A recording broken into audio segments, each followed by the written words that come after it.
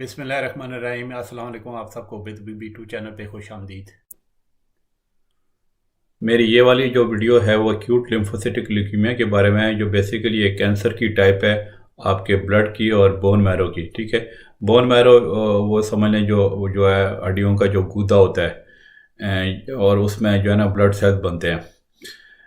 Acute इसलिए कहा जाता है कि ये जो है ना इसमें जो सेल्स होते हैं जो कैंसर से वो तेज़ी से जो है ना वो ग्रो करते हैं, और जिसकी वजह से जो ब्लड के जो सेल्स जो इमेच्योर होते हैं ना वो ज़्यादा बनते हैं। जो लिम्फोसिटिक बेसिकली इस टर्म जो है ना इसको इसलिए यूज़ किया जाता है कि जो आपके जो वाइट ब्लड सेल में जो लिम्फोसाइड होते हैं उसका ये कैंसर होता है। ठीक है, और एक्यूट लिम्फोसिटिक ल्यूकीमिया को एक्यूट लिम्फोब्लास्टिक ल्यूकीमिया भी कहा जाता है, तो ये भी बात ध्यान में रखें, क्योंकि जो लिम्फोब्लास्ट बेसिकली मेच्योर सेल्स को कहते हैं। और ये जो कैंसर है ये सबसे ज़्यादा बच्चों में होता है, और इसकी जो ट्रीटमेंट जो है ना इसका अगर सही तरह हो जाए तो इसका क्योर होने का भी चांस हो जाता है। इसका जो है ना आमतौर पे ये बड़ों को नहीं होता, लेकिन अगर बड़ों को हो जाए तो इसका जो जो क्योर का चांस है वो कम हो जाता है। तो आप इसकी मैं आपको सिम्टम बताता हूँ। इसमें ये होता है कि जो चूँकि बच्चों को ज़्यादातर होता है, तो जो ज़्यादातर केसेस हमारे पास आते हैं उसमें कि वो ये शिकायत लेके आएंगे जी, या जो मसूड़ों से खून आता है, हड्डियों में दर्द होता है, बुखार हो सकता है, फिर ये ना कि कोई इन्फेक्शन हो तो वो ज़्यादा होने का चांस होता है, और बार बार इन्फेक्शन होते रहते हैं। फिर यह कि उनकी नक्सीर ज़्यादा आ सकती है। इसके अलावा जो है ना उनकी जो लिम्फ नोड्स होती हैं जो मतलब जो है ना गले में होती हैं, या फिर जो है आर्म पिट्स में या पेट के अंदर, मतलब जो गिल्टियाँ होती हैं जो लिम्फ कैरी करती हैं, लिम्फ नोड्स उनको कहते हैं, वो सूज जाती हैं। फिर जो उनकी बच्चों की जो प्रेजेंटेशन अनीमिया की सूरत में हो सकती है, यानी उनकी जिल्द जो है ना वो एक तरह की फीकी पीला उनका कलर हो सकता है। फिर उनके सांस जो है फूल सकता है, क्योंकि ज़्यादा अनीमिया का प्रॉब्लम हो सकता है। और मतलब जनरलाइज एक थकावट जो की फीलिंग होती है बॉडी में। तो इस तरह की जब सिम्टम आ जाएं, ख़ास तौर पे जो है ना, क्योंकि ये इसकी सिम्टम फ्लू से मिलती जुलती हैं, तो अगर मतलब फ्लू तो चंद दिन में आमतौर पर ठीक हो जाता है, लेकिन अगर सिम्टम ठीक नहीं हो रही तो आप डॉक्टर से ज़रूर रिव्यू करें। तो आप इसकी मैं कॉजेज़ बताता हूँ। बेसिकली इसमें क्या होता है कि जो आपकी जो बोन मैरो के जो सेल्स होते हैं ना, उसमें अगर जब चेंजेस आना यानी म्यूटेशन शुरू हो जाएँ उसके जो है ना जेनेटिक मटीरियल या डीएनए में, तो वो जो है ये कैंसर सेल बढ़ते हैं। बेसिकली डीएनए का काम क्या है कि वो जो सेल्स को जो ना एक तरह की इंस्ट्रक्शन देता है ग्रो करने के लिए, मतलब जो ना एक उसका ग्रो करने का एक सेट रेट होता है, और उसी हिसाब से वो मतलब सेल्स बढ़ते हैं और फिर ख़त्म भी हो जाते हैं। लेकिन ल्यूकीमिया में क्या होता है कि जो है ना वो जो म्यूटेशन जो है ना हो जाती हैं डीएनए में, तो उसमें जो है ना वो जो बोन मैरो को एक तरह की इंस्ट्रक्शन देती हैं कि वो कंटिन्यूस ग्रोथ उनकी होती रहती है, मतलब जो है वो सेल्स की जो अनलिमिटेड ग्रोथ, उनको कोई स्टॉप नहीं लगता। तो जब ये अनलिमिटेड ग्रोथ शुरू हो जाती है सेल्स की, अब फिर ज़ाहिर है उसमें एबनॉर्मल सेल्स प्रोडक्शन हो जाती है। तो जिसको मतलब जो इमेच्योर सेल्स बनते हैं उसको हम जो है ना जो लिम्फोब्लास्ट कहते हैं। ठीक है, तो ये जो एबनॉर्मल सेल्स होते हैं और इमेच्योर होते हैं, तो ज़ाहिर है वो जो है ना प्रॉपर फंक्शन नहीं कर सकते, और वो ज़्यादा वो इकट्ठे हो जाते हैं, और फिर जो है ना कि हेल्दी सेल्स को एक तरह की वो लपेट में ले लेते हैं। तो वैसे तो म्यूटेशन की कोई एग्जैक्ट रीज़न नहीं पता चल सकी, लेकिन ये उसमें कुछ रिस्क फैक्टर हैं जो मैं आपको बता देता हूँ। उसमें यह कि अगर कोई प्रीवियस कैंसर ट्रीटमेंट ले रहा है बच्चा या बड़ा जो पेशेंट हैं, तो उनको मतलब मिसाल के तौर पे कीमोथेरेपी किसी और वो कैंसर से या रेडिएशन थेरेपी दी गई है, तो उसका रिस्क बढ़ सकता है एक्यूट लिम्फोसिटिक ल्यूकीमिया का। फिर यह कि जो है मतलब रेडिएशन थेरेपी जो है उसमें मतलब जो है मिसाल के तौर पे जो न्यूक्लियर रिएक्टर के सर्वाइवर्स हैं, या फिर जो है ना उनको किसी की वजह से कोई हाई डोज रेडिएशन की मिली है, तो उनको जो है ना हो सकता है। इस तरह फिर जेनेटिक फैक्टर हैं, मिसाल के तौर पे जो डाउन सिंड्रोम के जो वो केसेस आते हैं हमारे पास, वो उनको जो है ना ज़्यादा रिस्क होता है एक्यूट लिम्फोसिटिक ल्यूकीमिया का। ठीक है, अब मैं इसकी डायग्नोज करने का तरीका बताता हूँ, क्योंकि ज़ाहिर है जब पेशेंट्स हमारे पास आते हैं इस तरह की सिम्टम लेके, तो हम उनका ब्लड टेस्ट लेते हैं। उसमें जो है ना कि चूँकि जो है ना हेल्दी जो सेल्स होते हैं वो जो है ना एक तरह का वो कम हो सकते हैं, क्योंकि जो एबनॉर्मल जो मिच्योर साइज वो बढ़ जाते हैं। उसमें यह कि ज़ाहिर है एनीमिया का वो चांसेस हो जाते हैं ब्लड में। और फिर उनका जो ब्लास्ट साइज होते हैं और जो इमेच्योर साइज होते हैं उनका भी ब्लड में पता चल सकता है। इस तरह बोन मैरो का टेस्ट ले सकते हैं, एक स्पेसिफिक टेस्ट होता है, ठीक है।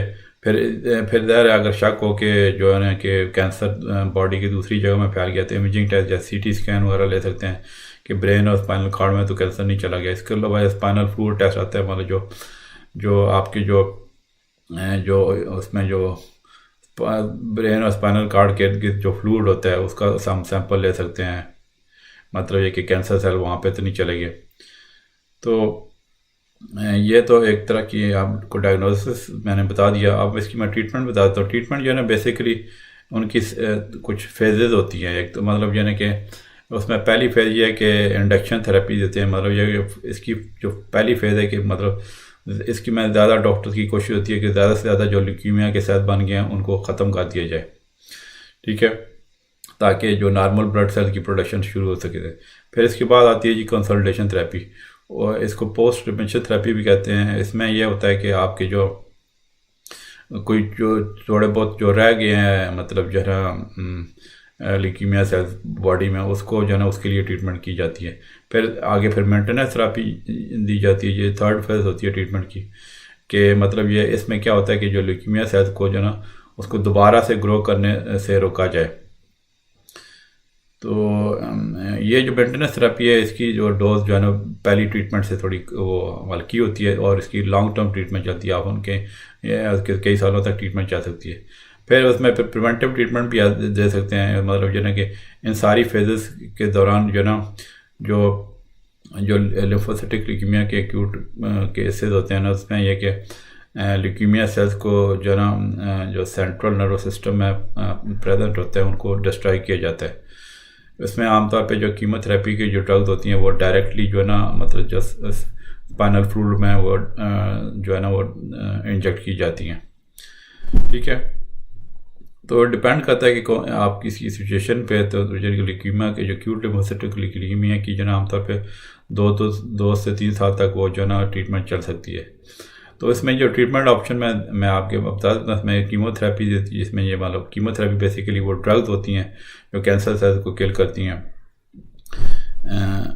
तो इसमें ये जो कीमोथेरेपी बेसिकली जो ना इंडक्शन थेरेपी में भी यूज़ होती है और कंसल्टेशन और मेंटेनेंस फेज में यूज़ होती है। फिर target therapy, targeted drug treatment का मतलब है कि जो कैंसर सेल में स्पेसिफिक एबनॉर्मलिटीज़ होती है ना उसको हम टारगेट करते हैं, और एबनॉर्मलिटीज़ को जब ब्लॉक कर देते हैं तो फिर कैंसर सेल की डेथ हो जाती है। फिर यह कि टारगेटेड थेरेपी जो है ना कीमोथेरेपी के साथ भी दी जा सकती है, ठीक है। मतलब जो तीनों फेजेस मैंने पहले बताई उसमें एक टारगेट थेरेपी साथ दी जाती है। फिर रेडिएशन थेरेपी जिसमें ये कि आई पावर्ड बीम यूज़ करते हैं, जैसे प्रोटॉन्स और एक्सरे कैंसर सेल को किल करने के लिए। मतलब लेट्स से कि अगर cancer cell central nervous system में चले गए हैं तो रेडिएशन थेरेपी हम रिकमेंड करते हैं। फिर कुछ केस में फिर बोन मैरो ट्रांसप्लांट रिकमेंड करते हैं। बेसिकली वो एक तरह की कंसल्टेशन थेरेपी होती है, या फिर अगर रिलैप्स हो जाए तो उसकी ट्रीटमेंट के लिए। तो बेसिकली इसमें क्या होता है कि जो पहले तो ज़ाहिर है ल्यूकीमिया सेल्स को वो जो ना वो हाई डोजेस दी जाती है ल्यूकीमिया सेल के लिए कि उसकी कीमोथेरेपी की इससे पहले, मतलब बोन मैरो ट्रांसप्लांट से पहले, ताकि जो है ना कोई ल्यूकीमिया प्रोड्यूसिंग जो बोन मैरो होती है उसको डिस्ट्रॉय किया जाए। तो फिर जो है ना कि जो कंपैटिबल डोनर से जो हेल्दी बोन मैरो ट्रांसप्लांट की जाती है। फिर एक नई टेक्निक भी आ गई है कि मतलब है कि जिसको कहते हैं चिमेरिक एंटीजन रिसेप्टर, ठीक है, चिमेरिक एंटीजन रिसेप्टर जो CAR। उसमें क्या होता है कि जो टी सेल थेरेपी होती है वो आपकी जो जर्म फाइटिंग जो है ना वो टी सेल ले लेती है, उसको इंजीनियरिंग किया जाता है। तो फिर वो दोबारा बॉडी में दाखिल करते हैं ताकि वो कैंसर सेल्स के खिलाफ फाइट कर सकें। तो ये जो है ना बच्चों में, यंग एडल्ट्स में जो है ना यूज़ होती हैं। फिर और बहुत सारे नई ट्रीटमेंट के क्लिनिकल ट्रायल चल रहे हैं जो फ्यूचर में आ सकती हैं ट्रीटमेंट।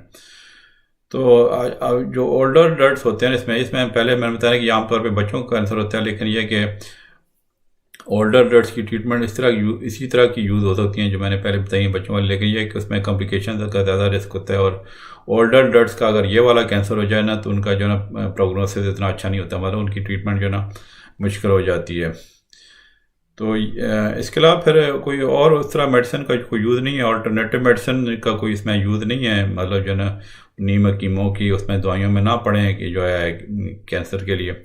तो उसमें यह है कि वो जो है कैंसर की जो सिम्टम होती है ना, जब खास तौर पे ट्रीटमेंट दी जा रही है, तो उसमें अल्टरनेटिव थेरेपी मतलब आक्यूपंक्चर, मसाज, मेडिटेशन, बेसिकली एक तरह की जो ट्रीटमेंट की जो एक तरह की वो होती है ना डिस्कम्फर्ट, उसको कम करने के लिए ये अल्टरनेटिव मेडिसिन जो है ना मसाज या मेडिटेशन या रिलैक्सेशन एक्टिविटीज़ हम रिकमेंड कर सकते हैं। तो ये थी जना मेरी वीडियो जो है एक्यूट लिम्फोसिटिक ल्यूकीमिया या फिर एक्यूट लिम्फोब्लास्टिक ल्यूकीमिया, दोनों एक ही बीमारी के नाम है। उम्मीद है जो है ना आपको ये वीडियो पसंद आई होगी। अगर इसके बारे में कोई क्वेश्चन है तो ज़रूर आप कमेंट्स में लिखिएगा, इंशाल्लाह मैं जैसे टाइम मिला मैं जल्दी जवाब दूंगा। ओके जी, अल्लाह हाफिज़।